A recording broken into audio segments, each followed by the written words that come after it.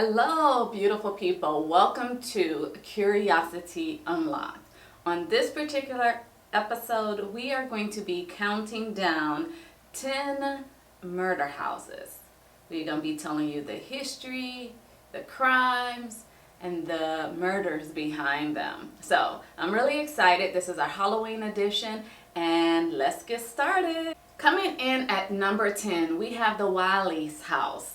What can be the most perfect execution site for your next new home? Without getting creeped out that Thomas Wiley chose land for his family estate where it had been known to be a hanging site. But, Thomas Wiley did not believe in ghosts until his daughter became one. You heard me. The site Wiley chose for his house in 1855 wasn't a wise choice in any way. Followed by a series of crimes after he built the home. It included fire and a home invasion. The house itself was determined to get humans out of it. Like, the house did not want humans there at all. The land beneath it was always assumed to have been haunted even before he purchased it. Shortly after the birth of Wiley's son, Thomas Jr., they were met with tragedy. The poor child had contracted scarlet fever and died just 18 months after his birth. Not soon after, a fire broke out and destroyed a part of the house, but they later transformed that into a general store. It all ended when Wiley's younger daughter, Violet, shot herself in the chest.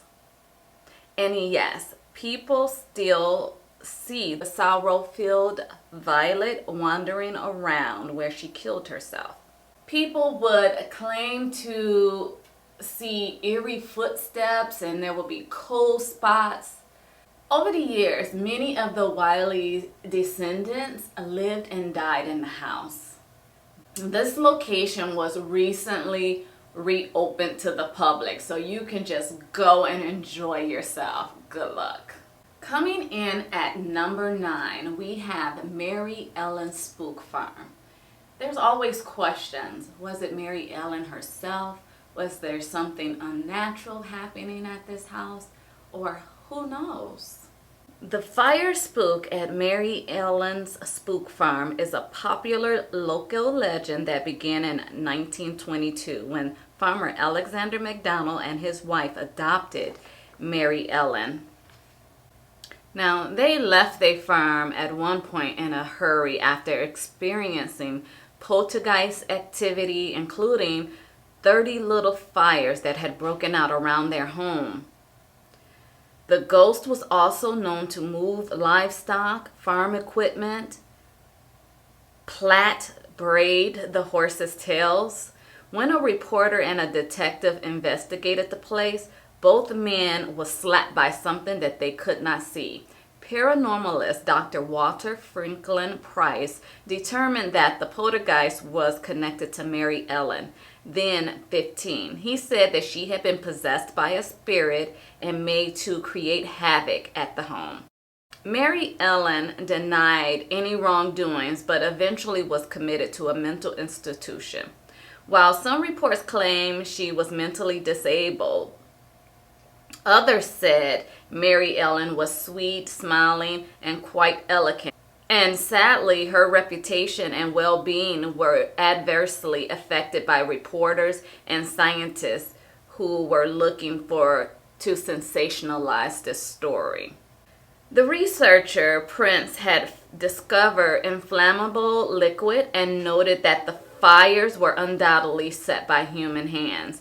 Judging by the unmistakable signs left at the house, the burns are never found on the wallpaper higher than the reach of a person 5 feet tall, which is the height of the girl in the family. So what do you think? Do you think that it was Mary Ellen? Do you think it was the ghost or do you think that she was even possessed? I would love to know your thoughts. I don't know what I think, but let's go on to the next one. Coming in at number 8, we have the Teeterman house, well, aka the Franklin Castle. And for the purposes of this story, we're gonna keep it and call it the Franklin Castle.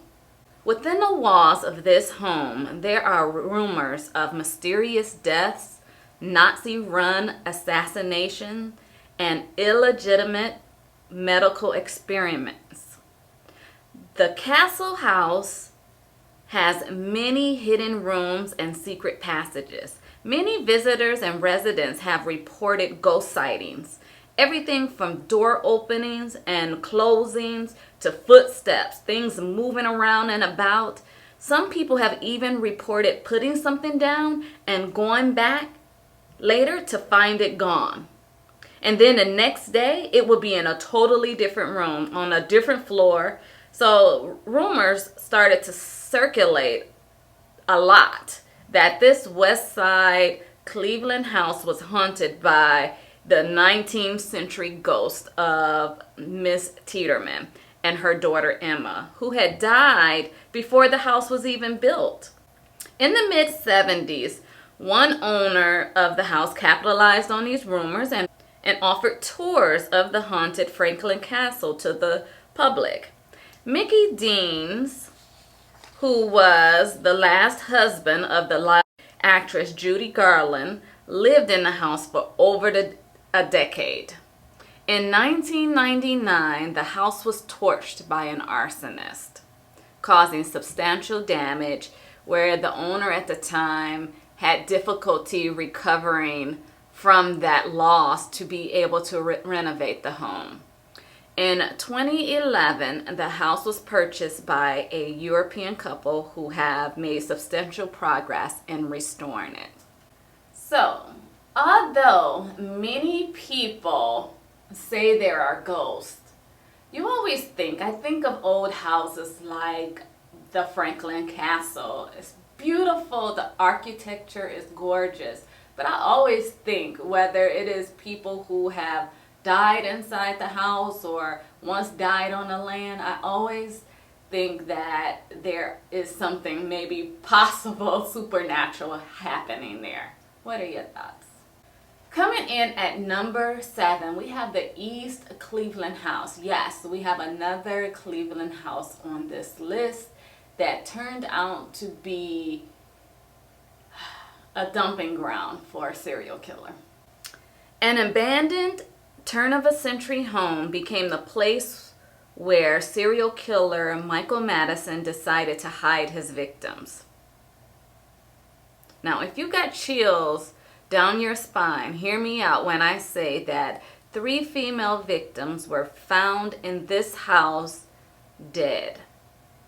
The killer had put the 3 women, posed them in a fetal position. Another woman was found in a garage that was near the house, wrapped up in several garbage bags. Although this is very sad, and condolences to the family, but I hope that these women were his first and only victims. So no one knows how long he had been killing people and leaving them in abandoned buildings. When I first started kind of researching this particular house, I thought it was Anthony Sowell's house. And if you didn't know about Anthony Sowell, he was another serial killer who had murdered 11 women and buried their bodies within his house, like in the floor joints within his house, between 2007 and 2009.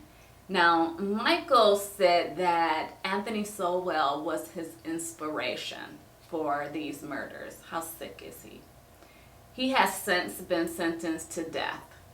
I'm not a huge advocate for the death penalty, but I'm not totally against it either. Coming in at number 6, we have the Lalaurie house.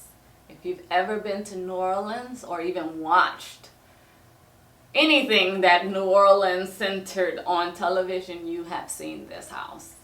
Known for their extravagant dinner parties and impressive social circles, Dr. Louis Lalaurie and his wife Daphne were having a cycle of incoming slaves. The dark secret behind their luxury was discovered late enough to find several slaves that had been starved, chained to walls, and in various positions when in 1834 a fire had broke out at their place. It turns out that they used to keep their cook chained in the kitchen, and firefighters were horrified by the discovery. And as soon as it was out, the lalauries disappeared and was never seen again.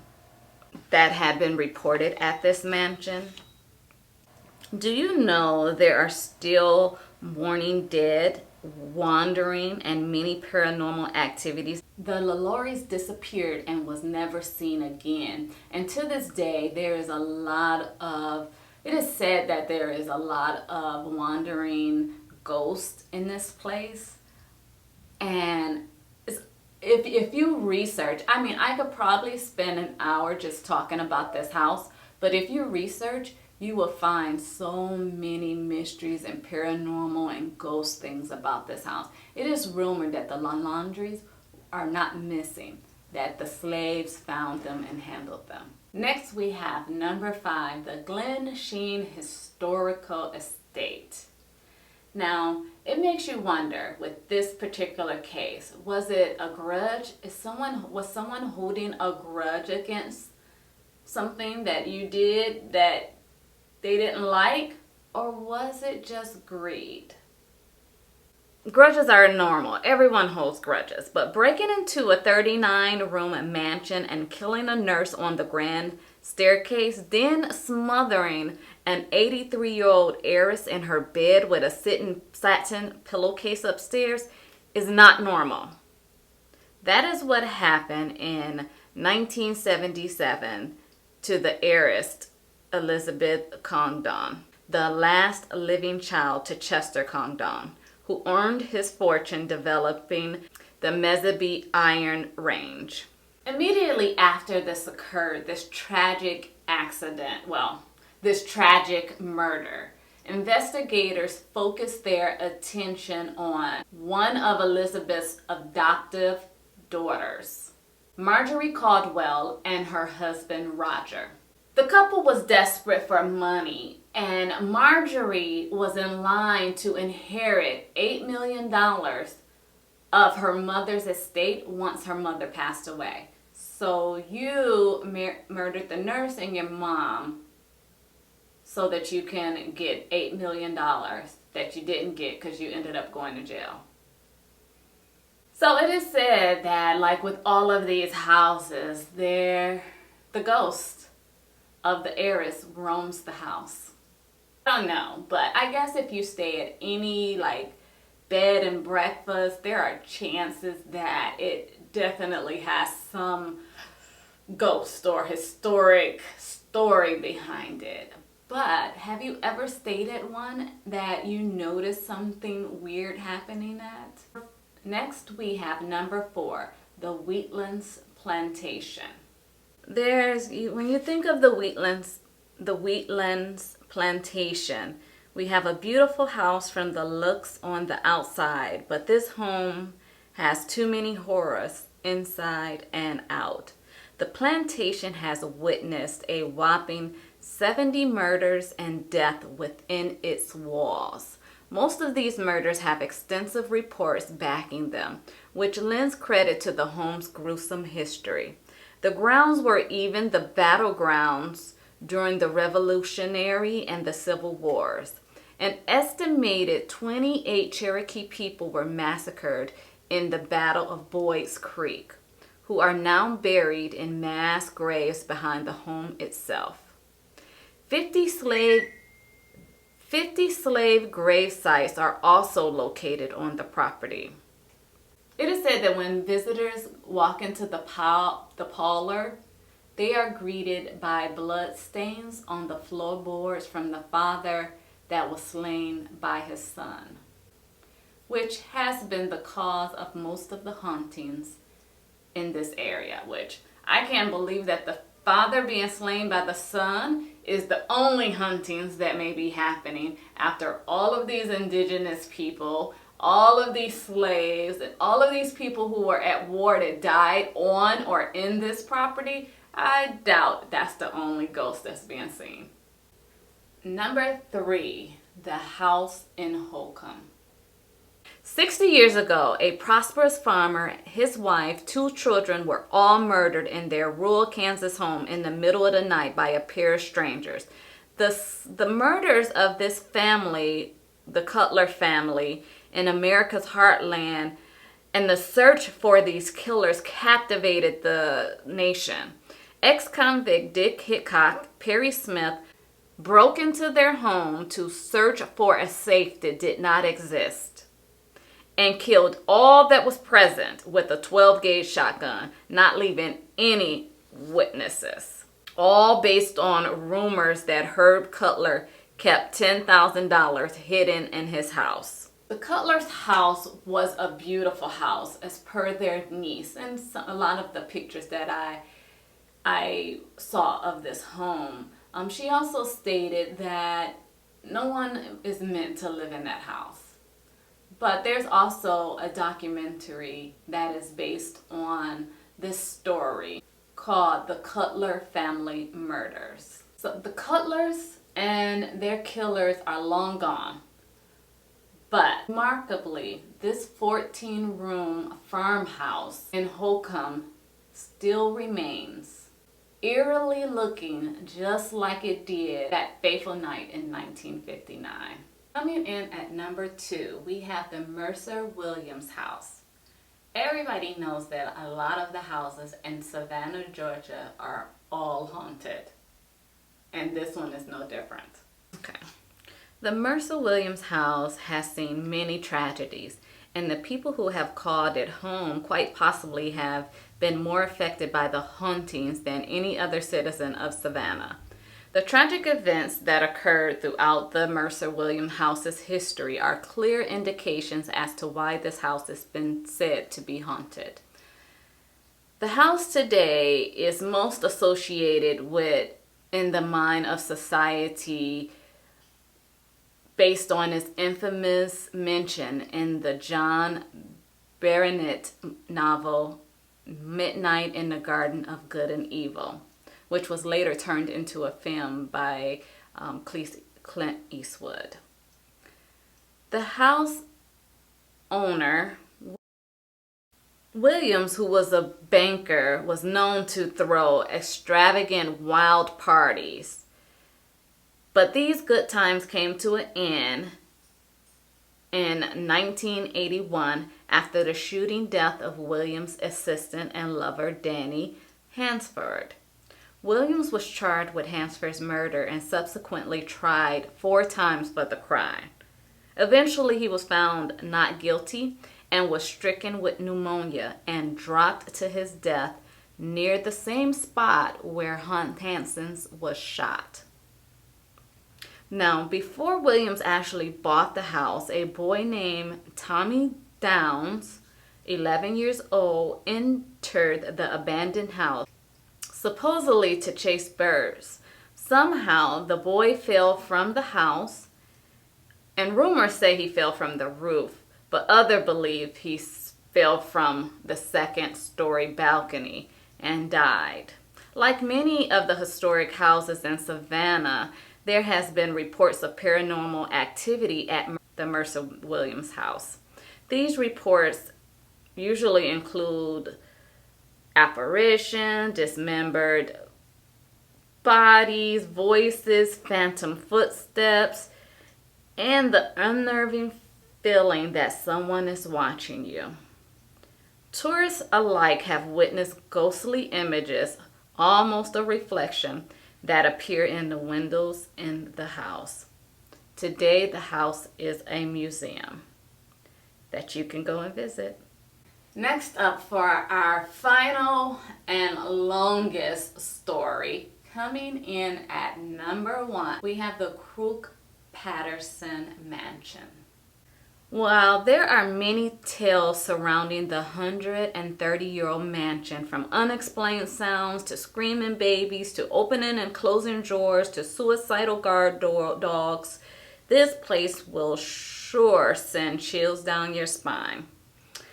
There's also reports of a lack of oxygen on the stairs to the third floor. It allegedly happens. It's not just the elevation. The Crook Patterson Mansion is located at 420 East 11th Avenue, situated in Quality Hill. The 12,500 square foot mansion features a grand ballroom, 9 uniquely themed bedrooms, 9 bathrooms, a living room, a library, and a dining room. It's also to be said to be one of the oldest standing residences in the city of Denver. Thomas B. Crook was a teacher from Wisconsin who came to Denver and made his fortune as a businessman. From the beginning, this mansion had a reputation. There's a tale that says that Crook was not even able to spend one day in this home because something just didn't feel right about it. Real estate records reveal, however, that Crook lived in the house for about 6 months, and the real culprit for him vacating the mansion was mostly likely the silver market crash. In addition, Crook's wife passed away before the home was even completed, leaving him a widower as well as a single parent. Now, Patterson was a U.S. Senator for the state of Colorado who had previously served in the United States House of Representatives. Patterson was also the owner of Rocky Mountain News, Colorado's first newspaper. He lived in the house with his wife Catherine, daughters Mary and Margaret. Patterson also had a son, James, who committed suicide in California before the family moved into the house. Mary died, his daughter died of a chronic illness in 1894. After the death of his wife in 1902, Patterson deeded the house to his daughter Margaret and her husband. And they lived in the house for a total of 23 years until his death in 1916. The next owner, Dr. Archer Sudden, purchased and moved into this house in 1947. His wife Tullen, who was a nurse, accompanied him. They had a son, Archie Jr., who did not live with them in the mansion, as he was old enough to live on his own at the time. Although Tullen was said to be happy and social, she committed suicide in one of the bathrooms of the house in 1950. One of the many tales is of a woman who lost her baby looking longingly out of the third floor window, the sounds of a baby crying when no one else is in the house, and suppose that there's a burial of a baby in the basement are amongst many of the accounts related to her.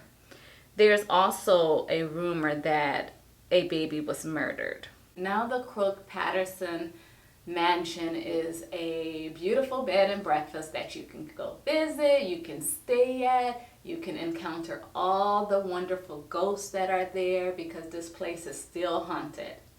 Now we have finalized the countdown of our 10 murder houses. Some of them very beautiful places. The mysteries and the murders or the deaths that occurred in them. Until next time, please like and subscribe and let us know what you thought in the comments.